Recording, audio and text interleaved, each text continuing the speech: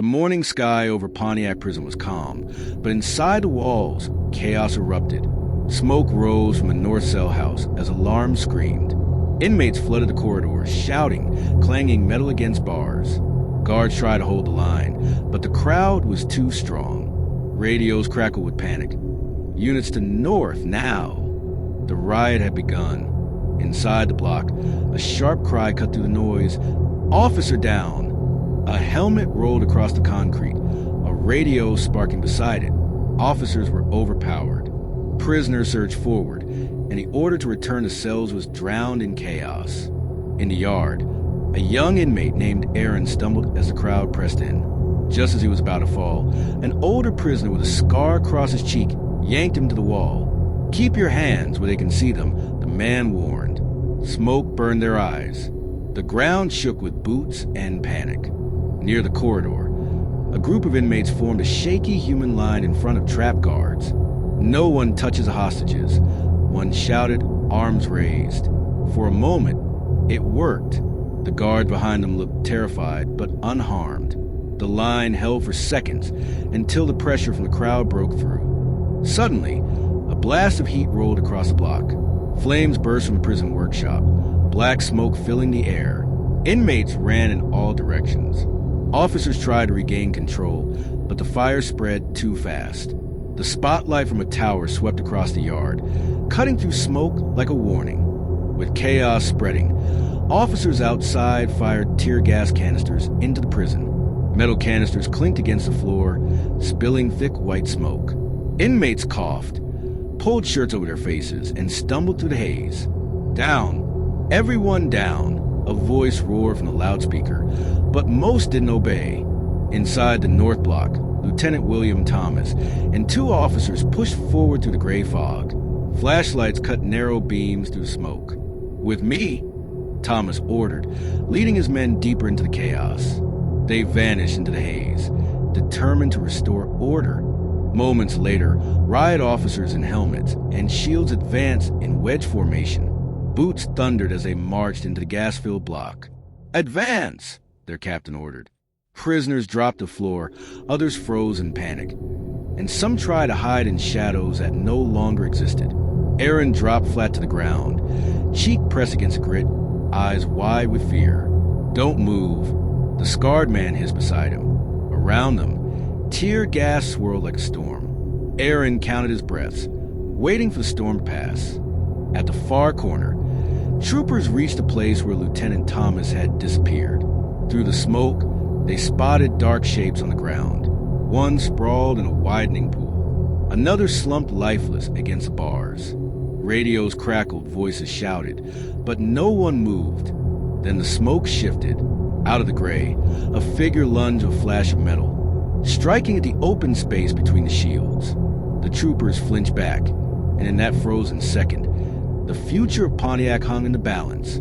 The wedge of riot police pushed forward, slamming shields together and forcing the inmates back. Radios screamed with overlapping calls. "Unit engaged! Push through! Push through!" The narrow corridor filled with boots, fists, and choking gas. Aaron, still flat on the ground, crawled toward a wall where the smoke was thinner. The scarred man shoved him down harder. "Stay low, kid. Don't move until it's done." His voice was fierce, eyes red from gas. Aaron's heart hammered as screams echoed from both inmates and officers. In another corner of the block, guards taken hostage earlier were tied up against the bars. Tear gas curled around them as they coughed and pleaded. One shouted hoarsely, "We're in here," but their voices were swallowed by the chaos. Troopers advancing through the smoke stumbled on fallen shapes. Radios confirmed what many feared. "We have officers down. Repeat, officers down." The line stiffened, but inside, fear cut deep. Some of the very men who had rushed in first now lay motionless. A group of inmates, desperate and angry, hurled debris at the advancing line. Pieces of wood, broken metal, anything they could grab. One canister of tear gas was kicked back, spinning into the shields. The troopers held their ground, coughing inside their masks, pressing onward. From the floor, Aaron watched as one prisoner was slammed against the wall, blood streaking down his face.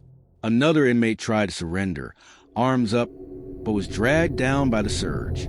Aaron's breath caught. He didn't know if staying down would save him or doom him. Outside, the prison warden shouted orders through radios. Retake full control, no matter what it takes. More troopers poured into block. Shields locking, weapons raised. The sound of boots striking the floor shook the walls.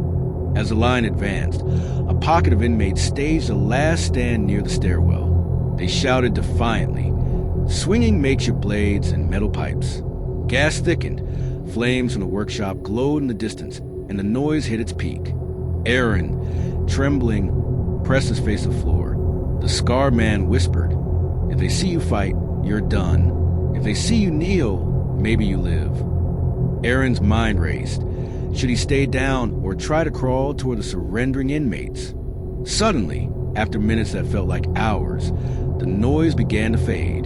The wedge had pushed through. The shouts dulled. The clatter quieted.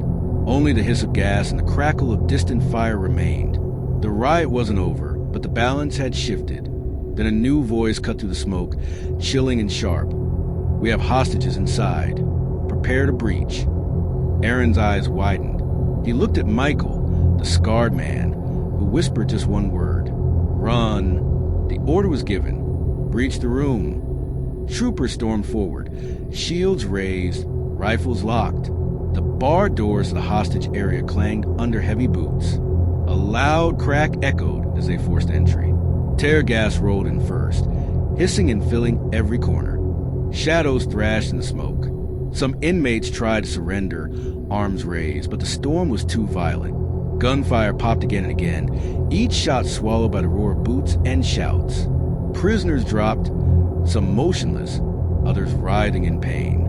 Hostages were dragged free, choking but alive, their uniforms soaked in sweat and smoke. In the corridor behind them, radios confirmed the truth that had been feared all morning. 3 officers had been killed.